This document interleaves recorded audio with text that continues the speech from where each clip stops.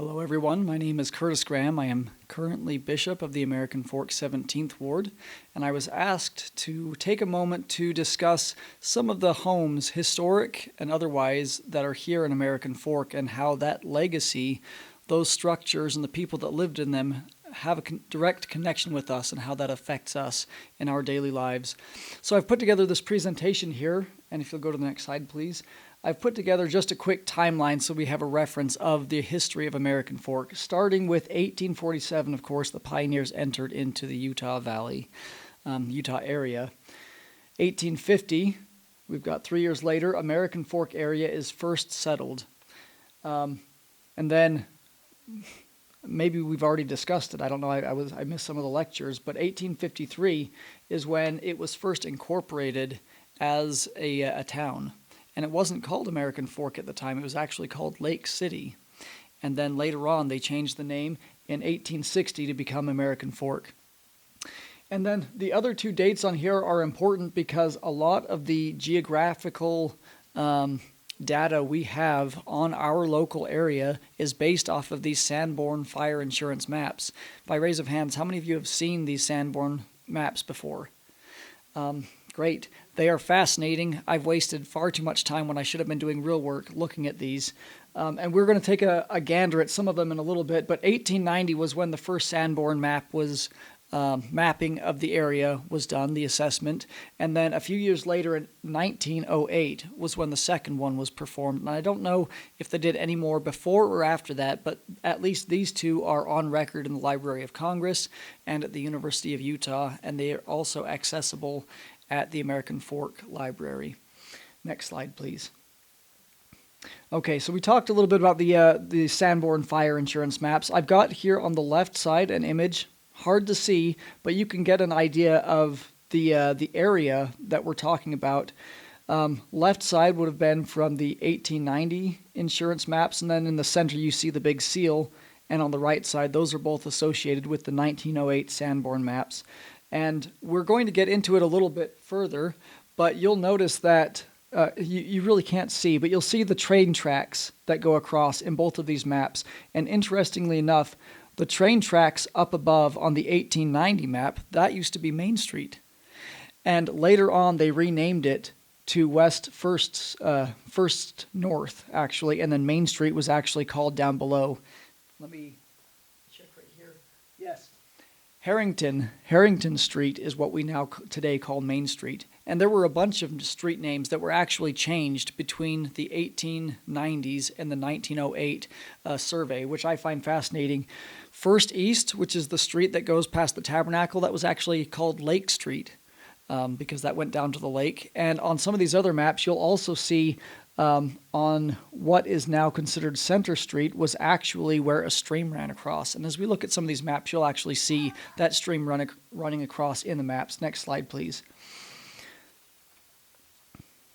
So I'd like to talk about three different styles of homes that are pretty prevalent here in the American Fork area, especially in the heart of American Fork. We've got the prairie style, we've got the Victorian eclectic, and we've got the post-war cottage. That really makes up most of the homes around this area, and they were built anywhere between the 1860s all the way to the 1940s and 50s. Some of them a little bit newer, but in general, that's the time frame that we're looking at a lot of the urban development that took place. Next slide, please. So this is the Harrington House. This should be familiar to most everyone. This is actually currently owned by the Hearst family. This is one of the first primary properties here in the American Fork area. And it's actually quite a unique home because these homes, if you'll go to the next slide, please. These homes were built only for the wealthy. This was far too big of a home to actually have as a middle-class person, so only those that were very well off could have such a large and established home. And we'll talk about why that is in a little bit. Now here we've got the Sanborn maps. On the left side we've got 1890, and then on the right side we've got 1908. And you can see right here the street names. So on the left-hand side of the picture you've got Lake Street running up vertical, running north. And then later on, you see it later called First Street, but you'll see in parentheses they actually reference Lake Street. So we can see sometime right around here is when they actually started to change the names of areas. You'll also notice, and the home, I'm going to walk over here. So across the street would have been the former Woolley home, and you've got the library over here across the street. But interestingly enough, with this home, you'll also see in there a cellar that was included on the geographical survey, and the cellar is no more in the future in the 1908 one. So in between that time, the cellar was taken out, and they added a porch or an additional lean-to onto the building, in addition, in the 1908, which is indicated here in that yellow. You'll also see, compared to some of the other homes we're looking at in the area, not a lot changed between these two periods, but you'll see in some of the others that we're looking at that there was quite a bit of development that happened in between those two periods of survey. Next slide, please. So the Harrington House is really intriguing because it was right in between an architectural movement. So we're very familiar with the Prairie style. Frank Lloyd Wright is very famous for having started in the Prairie style and moving on to the ranch house. And this is around that exact same time where you've got the Prairie style, but you're moving slowly into bungalow style homes. So in this particular example of the Harrington House, it was built in the late 19, that says 19, it should say 1850s, built in the late 1850s. Rather small piece of land for that time, actually, but it's called a central passage home or a central passage floor. And there's a diagram here that shows, very typical and common of these homes is that you'd have an entryway that you walk into, very tall, very high ceilings, at least 10 feet tall. And then on either side, you'd have a parlor or a sitting room, but you had two separate rooms. And it's a very customary, common layout for this style of architecture. And when you go into the Harrington House, if you ever have an opportunity to speak with the Hearsts or visit with them, you'll see this exact same floor plan or this scheme laid out. Other elements of it, strong geometry. There's not a lot of the Victorian play that comes into in later Victorian style homes, a lot of the delicate fixturings. This is very strong, square, geometric, and very symmetrical as well, and you'll see that on the home. Some of the other things, especially in the Harrington home, the interior wood banding. When you walk into the rooms, you'll see these picture, Brother Stones, what are those called? The picture frame railings that go along. I don't know. Like for the dishes? No, they weren't for dishes. These homes were built of adobe. This was an adobe brick home, and so you couldn't just take a nail and ram it into the wall, otherwise you'd have plaster and chipping. And so it was common to have a thin wooden rail that ran all the way along the room, and then they would put nails into that nail strip, and then they would suspend the pictures with wire. And that's the way that they would hang most of their pictures and decorations. Built-in furniture, pretty typical. In this particular home, that wasn't there. Cantilevered flat roofs. This is also a very clear example where it extends pretty far outside of the home, at least 2 feet in this example it comes out, and it has a relatively flat pitched roof. And then tall, thin windows, again, symmetrical. Okay, thank you. So Leonard E. Harrington, fascinating individual. He was born in New York City, or not New York City, but in New York State in 1816. He died here in Utah in 1866, and he was an early pioneer. He joined the church early on. He was living in Nauvoo, and he actually came across the plains with the first group of pioneers. He settled in the American Fork Territory, which wasn't called American Fork at the time, of course, in 1851. And he actually became the first mayor, and he was the first bishop of this territory. And then Lake City, he became the first mayor, and then again, he was still the mayor when it became American Fork City.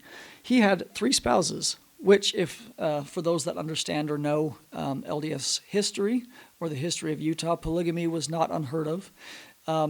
Interestingly enough, however, is that all 3 of those spouses did not live in the home with him. He had his first wife, Lois Russell. She lived in a property east of the Harrington House. She was what he would consider his primary wife when he would go out of town or he would go on functions. She was the wife that came with him.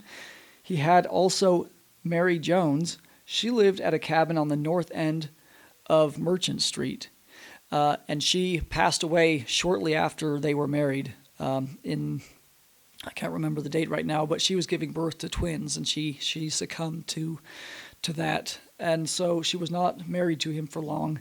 And then Harriet Frances Noon, she actually lived at the Harrington house, the property that we have here on the corner, interestingly enough. And the home is actually handed down through her lines. So it's very curious to have that sort of a dynamic, that sort of a relationship, but to have three separate wives living in three separate locations. We're wrapping up on the Harrington house. On the left side, we have the legacy, and you'll see just how many families that this house was handed down to. After Leonard Harrington, it went to his son Heber Harrington. And then after that, Heber worked for the Chipmans, who actually ran, was it the Mercantile? Yeah, the Mercantile Company and the bank. They were a very wealthy, influential family. He worked for them and had a good relationship with them. And so when it was coming time for him to sell the home, he sold it to James Chipman Jr., and it stayed in the family for a very short time before it was handed off to the Bush family and then to another family we don't know about, and so on and so forth, all the way down to the present time. But interesting, we don't know how much the home would have been worth going back pre-1980 because the county doesn't keep those records. But we do know starting in 1984 that the home was worth around $30,000. And as of recently, when it was purchased in 2022, it was just north of $500,000. So land does, it's a good investment, that's for sure. Next slide, please. Okay, this is the Spratley home. For those of you that knew Brother and Sister Brott, this was their former residence, right? This is on 29 East, 100 South, and the current owners are the Mortensons. If you can go to the next slide, please. So right here, this is interesting because 1890, you see the Sanborn maps of this area, and you can see the home on the left. Nothing's really changed with that property. There was maybe an additional, the yellow boxes indicate wood structures that are less permanent. Anything that's in blue is more of a stone structure. And so you can see on the left-hand side, that it looks like they had a lean-to or a pasture, a barn of some sort, maybe on the north side. I'm talking up over here. Maybe a stall for the horses. But you'll notice in the Harrington property, that big prominent house that we know of as the Spratley house wasn't even there, which is interesting because when you visit the Spratley house, they've got a big sign up in their yard that says 1872 or 1878. It's not exactly accurate. As we can see from the Sanborn maps, there was no big Spratley house at the time of 1878, as evidenced by 1890's geological survey assessment. But in 1908, we do see that home appear, and again, you can see the brick structure of the house and then the porch, which we've seen and we'll see again in some other pictures. The porch is highlighted in yellow, and they had some sort of a structure behind. They had a carriage house, and they had some other farm stables, barns, that sort of thing. Next slide, please. Oh, wait, go back to that, would you? That last slide. And you'll see here, the street used to be called Water Street. And that's because there was the river running right down there. This is Center Street. Where did that river go? It's probably still there. It's just under the road now. But that street used to have a river, and you can see right there on the... Well, there you go. You found it. You found the river. It's also fascinating when you look at these sorts of maps, like for the city of London, you look at the 1860s or earlier, and you'll see all sorts of rivers in London. But all of a sudden, as they started doing the underground, the subway stations and whatnot, all of those rivers vanished. And they didn't actually vanish. They just got built around, and they had subterranean channels that they're now running through. And it's really fascinating to see how urban development has a way of covering up a lot of these waterways. But when you're doing geological surveys, that's the easiest way to figure out where you are on a map, right? And you can see the little bridge down there too. Okay, next slide, please. This was built post 1890, although they've claimed it's 1872, which is incorrect. Relatively decent size of 0.38 acres, and this is the Victorian style. And so here's where we're talking about, you see a lot more ornamentation. And something that's very typical of Victorian homes is that they are asymmetrical, and so you'll have it leaning lopsided on one or the other. A lot of Victorian homes had like a bay window or a turret that would come up. Very pitched roofs is very typical for Victorian style homes. And so this is a very classic example of that, although to be honest, I don't know if it was always built as a Victorian style based on the original structure of the home. It looks like it was originally a much more simple version of a prairie home that then got converted and added onto, which is pretty common for homes of this area as well. But the Victorian eclectic style has been maintained even so. Next slide, please.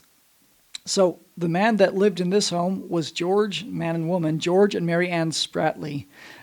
We don't know when he was born, but he did come from Manchester, England. He was an immigrant that came with the saints. He was a member of the Church of Jesus Christ of Latter-day Saints, and his profession was a farmer. And more than that, we don't really know. Next slide, please. But we also know he didn't really stay in that home for a long time. So he was in the property from the 1870s, certainly, until 1892. But after that, he sold it to another farmer, and then from that point on, it got handed to Sister Wright. Sister Wright's daughter and son-in-law then took the property over, and they held it until 1984, at which point the Brotts that many of us knew and associated with purchased the property up until recently when they sold it to the Mortensen family. And again, you can see the home's value starting in the low $30,000 in the 1980s and then skyrocketing up to just below $500,000 today. Next slide, please. How am I on time? Do I need to stop? Um, 7:24, so we're good. Doing all right. Okay. So I got a little bit lazy and chose to use my own home, but the reason I grabbed this home as well is because this is what got me started into digging into the history of a lot of these homes here in American Fork. This is the residence at 160 South, 100 East. This was built in 1947, and this picture was taken right around that time, 47 or 1950s, right around that time. The home was inhabited at this point, and if you could see the pictures better, the attached garage, which is there now, was not there. So this was probably very close to the completion of construction. The Bill Brailsford residence, that's just north, is actually seen in the photographs as well. And if you look at the Sanborn maps, that is also an old home that was present on those maps. So that is an old pioneer home. This one and everything below was a new post-war home that was built. Okay, next slide, please. Okay, like I was saying, the Sanborn maps. And 1890, you can see circled in red, that is the Bill Brailsford residence. And then you'll notice that everything else is just pasture and fields.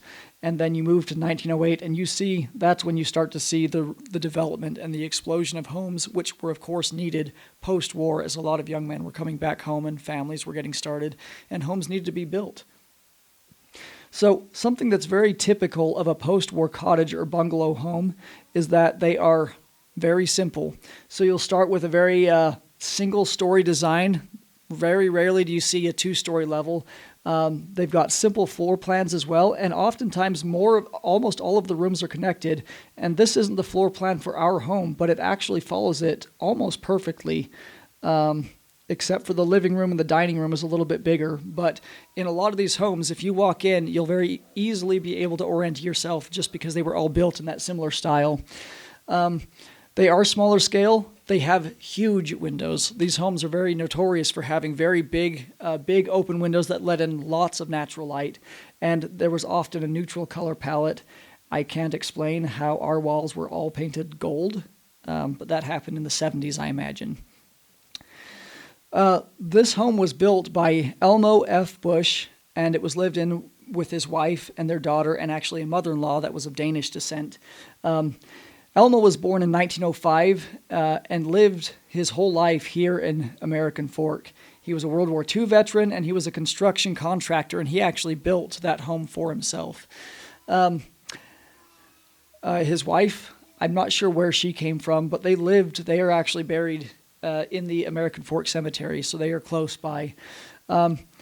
Before they built that post-war cottage, they lived in a property that used to be where Napa Auto Parts is today. And so it's very interesting to see the landscape of the city change, and some areas that were residential get mowed over and turned into commercial.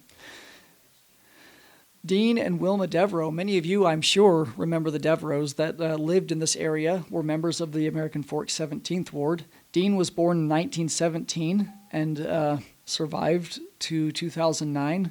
He was originally from Monkeytown, Pleasant Grove, for those of you that are familiar with Pleasant Grove and the term Monkeytown. He had a lot of different jobs. He was a mine worker, Union Railroad worker, construction, and a state prison foreman. And he and Wilma both together raised 2 sons in that home, and they did it with 1 bathroom, which to me, in my modern lens, it's quite remarkable to have everyone in a home sharing 1 bathroom together. But I mean, that's first world privileges or problems, I suppose. Next slide, please. So this is the residency legacy, and of course this home is going to be much shorter than those, given that it was built in the 40s. But again, the home value in the 1980s was comparable to all of those other homes, irrespective of the age of the homes. They were all right around the same area, $30,000, and it spiked just north of $450, $480. Next slide. So in conclusion, this community really is the heart of American Fork. The city started right here. When Bishop Harrington was in charge of the area, they built a fort, and in the backyard of each home, they built a brick wall that surrounded the entire community. And that was right here in our backyard. So this really is the heart of American Fork. We do have a rich history and a heritage in our homes. And the most important thing that we can do is to treasure that history. If we understand where we've come from and the shoulders of the giants that we're standing on, how much more respectful we'll be of our neighborhood, how much more inclined we'll be to take care of our properties and to keep the community looking nice, as generations have done before us. Take time to appreciate your time and place in history. A lot of these individuals, I'm sure, did this, but I know that we get caught up in life and we don't stop to think about where we are in time, where we are geographically, and what a blessing it is to be where we are. And then finally, this is more for younger families. Take time to I should say that at least for me and my family, it was important for us to contribute to the next generation, so long as our property is hopefully standing for the next generation. We put together a little time capsule so that someone down the road can get a glimpse of what life was like in 2022 or 2023 when we put that together. And this is an easy way to get youth excited about the past as well. And then finally, we need to learn about our past. We need to value our present and what we are doing here and now and how we can take care of it and beautify it for others. And we need to improve. We need to look for ways to make our properties look lovely, make our community grow and be beautiful and attract other beautiful people as well. And with that, I say thank you for the opportunity to speak with you. And any questions? Debbie's house is old. Yes, in fact, I would invite each of you, if you haven't taken an opportunity to go to the American Fork Library, they do have a historical records section. And in 1997, there were a lot of surveys performed on some of these historic homes, some of these legacy homes. And I encourage you to go and look through the records, because I only had the opportunity to really cover 3 homes. But I looked at the records and history of at least 17 different homes and the stories of the people that lived in those homes, and it's fascinating. And so I wish we had more time for that, but we don't. I appreciate having the opportunity to talk to you about this.